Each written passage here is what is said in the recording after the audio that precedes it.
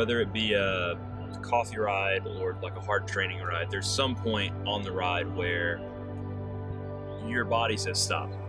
That can be on a big climb where you're being dropped, being left behind by the other riders, or that can be something as simple as there's just a hill that you don't really feel like going up.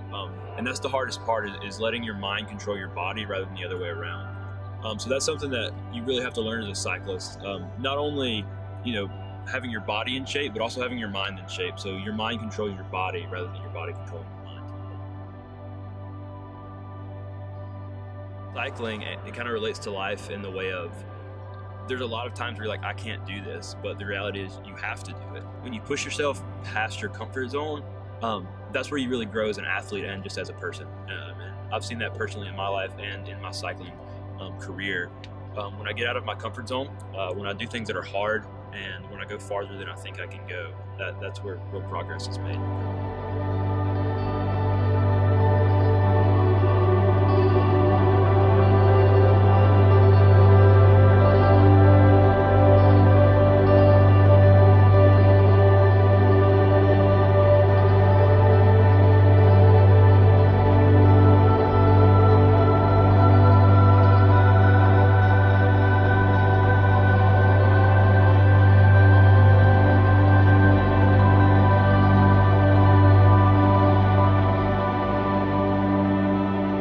For the future, I hope to just keep riding. Simply put, I have more specific goals. I want to race this summer, longer rides, keep riding with my group, and just, again, grow as an athlete and grow as a person. Waking up every morning and riding, that's the goal.